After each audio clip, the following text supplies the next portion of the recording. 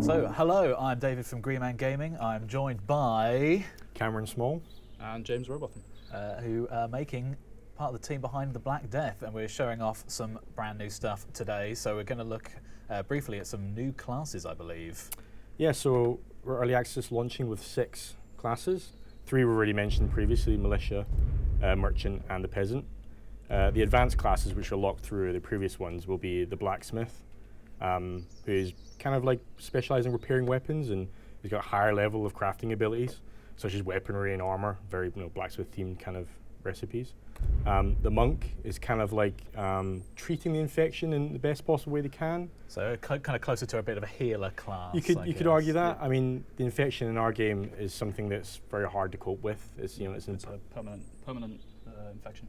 Yeah, but you can prevent it from getting it in the first place. So the Monk is that kind of class who specialises in those remedies. You really want that monk around you when you're going into those darker areas. I mean, it's medieval life, so these remedies are a little bit archaic. yeah, archaic. And then the last class is the Hunter, who's like specialises in getting as much resources from animals and the forest, living in a forest. Real good at a bow and arrow. Yeah, he's quite a nice survival experience. Yeah. He's adhered to that kind of thing. Yeah. His specialism is traps. Yeah, so he can lay traps. Yeah, so most items in our game have like 3 kind of like types, like crude, standard, and greater quality and quality. And traps is the same thing. There's a crude trap that you trap like a rat or something. Basic snare. Yeah, this kind of thing. A standard one you get like a deer, big one, and the greater ones can actually hurt players. So okay, right. A lot of fun to be had there, can you imagine? So yeah, that's so for today we're gonna show some more merchant stuff. Awesome. It's a nice little new feature, a randomized name. Sometimes I like naming my characters after food. So when I was playing yesterday, I called my character Biscuit Barrel. So yeah, so you just pick a. So yeah, we'll pick merchant and we'll randomize it. Uric Mowbray. Merrick, something like that. That's a good cool medieval name. So yeah, we'll enter in. So yeah, as mentioned before, merchant is a crafting specialist, and he's a precursor to the blacksmith, and and a little bit of the monk as well, like the crafting specialist. We've started kind of near the capital city. Okay. Kind of want to show a little bit more of this area off. It's probably the densest populated area. It's also the safest, depending on your server. There's a lot of guards walking around. Yeah, a lot of guards walking around. Scaring all the people off with his hanging body here. Yeah, there's some bandits in the outskirts that are hanging guards to make their point, so if you see a hanging body, probably a bandit around the corner.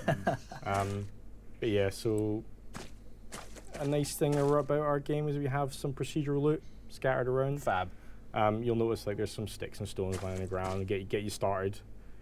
Start crafting those crude knives and selling them in the market or whatever you want to do with those. Kind of really get going on that. I think for every player there's that element of kind of picking stuff up and start crafting, and especially with a merchant player you need to start selling your wares and get a little bit of money. And as mentioned before, everything has value, so some things decrease in value. If you get a stick and you turn it into something rubbish, it's going to go down in value. So I don't want that stick. It's a lot better. I don't want a stone. You've turned it into powder or something like that. So yeah, obviously, the merchant's great for sometimes obviously improving the value of the item. So yeah, outskirts generally filled with sticks and stones. You want to go deeper into land to get stuff like iron and gold. We're trying to theme the areas and the resources around them. So we have a mine, for example. Yeah. So you're going to get more stone and more sort of iron materials out there. You can even specialise in what sort of items you're picking up. You could be the iron specialist if you want. Yeah, that's the beauty of our skill tree. You notice right now in the bottom right, he's got a skill point from gathering. You get XP from anything. If you can get XP so from you don't have to kill to level up. up. You can have a good life, living off the land. Yeah. So yeah, right now we're just kind of going to start building our first kind of pickaxe, traditional survival. And start going out mining. Yeah. So yeah, as we mentioned, like there's only like stone around here, but we're going to require pickaxe to get that first. So we're going to need right now, as you see, when you first start, the crafting list is fairly small. The skill tree enables more recipes later on. But at the moment, we're going to do a crude pickaxe. So we need 2 stone and 2 stick and 1 stone. So we've got some sticks there. Just need to pick up some stone. And when you level up as well, you'll be able to have the ability to kind of craft more advanced things. So we can see we can get the crude stuff right away. And that's once we kind of level up and get more points, we can start crafting more. Yeah, standard and greater pickaxes and things of that nature. Yeah. I think that's, yeah, there you go. Not too bad, not too shabby. We've got a couple of stones now.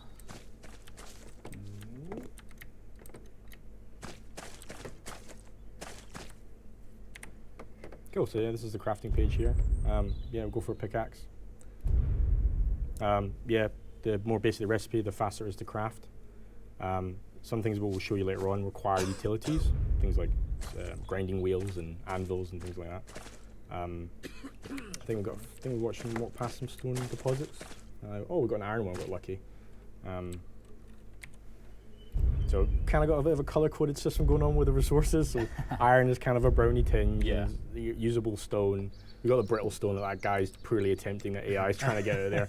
He's not going to get much out of that. But this stone's a little bit sturdier for making tools, or if you don't want to pick up from the land, you can get almost up to sometimes 7 bits of ore from a single deposit. So pickaxe is beneficial to just straight up foraging from the ground, so to speak. So yeah, got some mine door. It's got a good value. Start our merchant trading life. Is that on the hill? That was a cow over there. Yeah, we've got a good animal population. Yep. So certainly hunt lots of deers if you. Man's after some money from you. Yeah, not today though. We've got some outer guards, and we've got some guys that have been punished. So one question that did come up in the Steam community was, can you put people in the stocks? Yeah, well, you can certainly use a stock and put yourself in it. It's up for the players to get creative and force other players into doing it. Yeah. So here we're seeing some of the utilities. So we have a workbench, anvil, and a grinding stone here. Yeah. So the grinding stones, the grinding wheel is good for sharpening stone into that kind of sharpened kind of.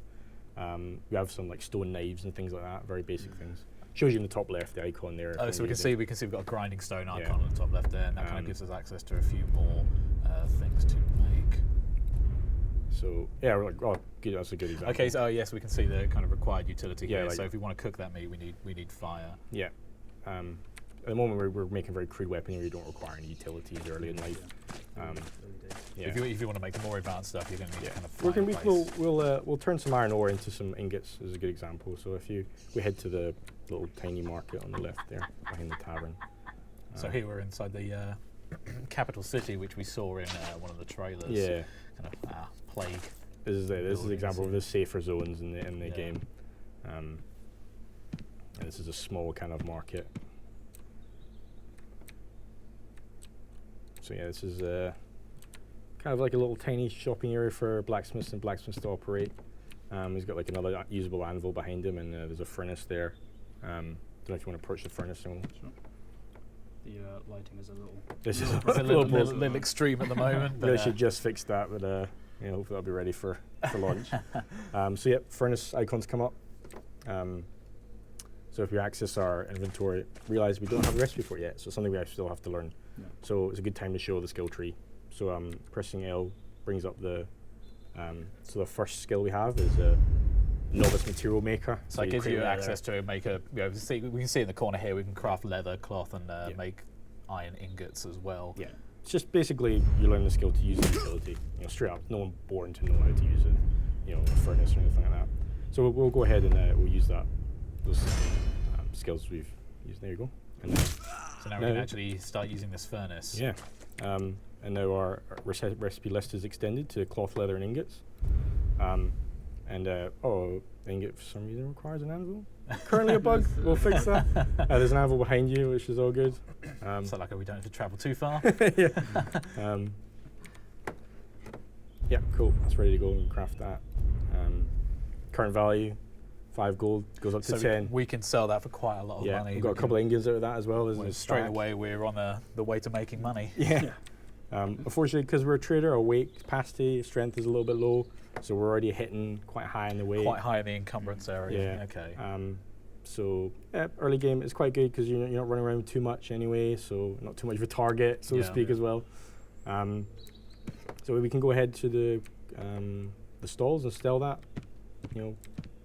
And the merchant's unique ability is to use themselves as a unique shop. So immediately they can set up a shop in the town, and people can come up and start purchasing stuff. So yeah, right you away. literally can become a store yourself, which is the access through the skill button. So yeah, we can set up behind one of these stalls and just start selling that ignit ourselves. There might be some blacksmith rolling around that needs some ignits for their mace building, whatever they're doing in there. So yeah, we can go ahead. We'll sell. We'll jump to we'll show some combat improvements. Why not? Yeah, here is the arena. So there's no guards here. You can fight in peace. You're safe to duke it out, so to speak. Test your combat skills. We're a trader, so it's not wise for us to hang around here too much. There's a militia guy here already. The perfect class for fighting, sparring. Merchant v militia. And everyone's just piling in now.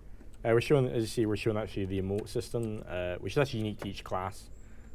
So the traders' emotes are quite grand and flamboyant. They're trying to get people to come and buy stuff. And you can see that militia one there is very kind of a bit aggressive, especially he's got a weapon out as well. Yeah. So when you have a sword out, surrender. when you have a sword out, the emotes change into something more orientated around the weapon. Yeah. You want to have that grand Braveheart moment, just shaking your sword in the air. So there's a few tweaks to the combat system since we showed it in the militia trailer. Stances are now mapped to the key. So if you, for instance, we're in top left pose, stance, and you attack, you can stay in that stance. And that's kind of tied to the left stick now, so the left mouse button. So you stay in there, and you see like someone's kind of like wailing away on the right thing. You can try to get in and jab them. Yeah, work that opening. So that's a good way to get around the parry system. So if someone's in the correct stance, they'll parry it, and if they're not, you can get to that opening and then abuse it. So we'll have a little go in this militia guy here. Cheeky hit from behind. That's the way to do it. Yeah. We also have heavy attacks in, so the longer you hold the attack for, the greater the damage does, but obviously the greater stamina cost. So we don't want to be left too knackered because you're exposed. If someone's kind of real low down their health, you can just kind of get a real heavy hit in there right away. Right now we're switching between stances, which is a good way to get around the parrying. So the middle mouse button can take you into that lower stance. Yeah, the middle mouse button is the low stance. Yeah. Right click is to left click is. What's that guy's got no stamina? He's open. Oh, he didn't like any of that. He's off. Oh, he's had enough. He's just he's out leaving there. the arena. He's had enough. Which is certainly a valid option. If you if you accidentally end up in there, you can just leg it and back run. to the guards. I think. Yeah. back in relative safety. Yeah. So let's. You've put in a sort of a crime system in the game, so let's get out of the arena and let's this guy on the right here. He's got his hands up. He doesn't have a weapon out, so we're gonna murder him. We'll show what happens here. So once if you do slay a character who has no weapon out, it will log that you committed a crime. We were a merchant. We're getting knackered before we could kill him. Not the fittest fellow, but yeah, proves the point. Yeah, crime committed. Guards he's are a salesman, not an athlete. Yeah, and guards are going to be a little bit more aggressive towards you now. They're going to see you and be like, "Hey," they chase after you. Yeah. So we're going to leave now after that. But he was in the arena, so it was fair game. Yeah, it's fair. So yeah, we're going to show a new area, I think. The harbour, which kind of like focused around trading by the sea, things like fish, that's sort of materials, fishing rods and things like that. We did show in the merchant trailer the beach, which has some of the same kind of vibes, but the harbour city is obviously. Is it really like a big port type? Yeah, you can live there. That's the difference, right? Yeah. You can live that sea, like fisherman life. Merchants that are focused on crafting, that kind of stuff. We're going to do really well there. So we're working quite hard the past few weeks up to early access for performance. It's a big importance to us to ship even in early access with a decent kind of frame rate. So we're looking for a good like minimum 30 on epic settings, on a very low end rig. So currently we're running on a medium rig and it's a good smooth 50 to 60. Yeah. Obviously there's going to be a little bit of jittering inside Star Town if your rig isn't quite up to spec. Yeah. Especially in those really detailed areas, I think we're going to expect expect. But yeah, it's DirectX 11. So if it's not DirectX 11 card, you're going to get kicked a little bit there. But generally, it's running pretty smooth. Yeah, something that's working well, and something that we're going to continue working on. Yeah. As we go through. So we're a good solid base. We're going to keep chipping away, make sure our features are all smooth as possible. We're making that water look nice now. Yeah. Yeah. That was a little. Well, we didn't see that. Yeah. And we're constantly checking the Steam discussion. Some guy mentioned the water wasn't looking too great, so we fixed it. Yeah, it's looking nice now. We got refraction and stuff in the water reflecting and things like that. So yeah, we're always very active. I like that sand. It looks like some good quality sand. Yeah, nice British, moist, bad weather sand. So yeah, now we're approaching harbour here. The harbour city here. So here we are at the harbour. I like that destroyed boat there, or half-built boat, I should say. In progress, some would call it. In progress build. Currently, there's no ship travelling. It's something we have planned later on, but this would be the location for that kind of activity in the future. And yeah, this is the only place you can live by the sea. There's buyable houses and things like that. So if you are a fisherman by trade, this is the place to be. Loot is good around here too. Fish, like I mentioned, fish is the best. Lots of traders around here, good population. Houses are fairly cheap, not too bad. Good start houses, I'd say. Guards are rare, though. So this is a bit of a risky place to live. Yeah, but thieves are going to be around. The rough end of town. Thieves stealing those fish are going to be around. That's to say. But yeah, nice and cheap. Nice and cheap, though.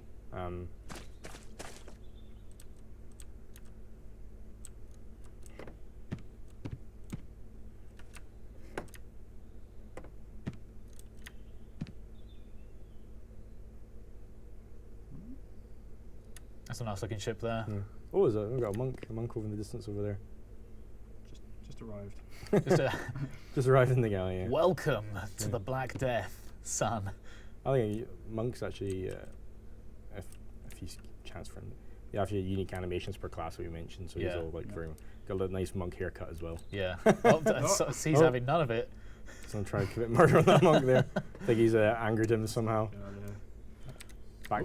That's a nice greeting as soon as you get here. Like I said, dangerous area. Welcome to the Black Death. We'll take your life. Best to lock your doors around here.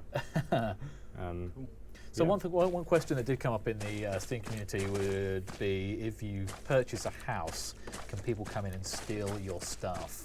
If you don't lock your door, your chest is free. It's all down to you to actually lock your abode up. Yeah. And if you do that, you should be relatively fine. Yeah. But if you don't do that, then it's easy pickings for other people.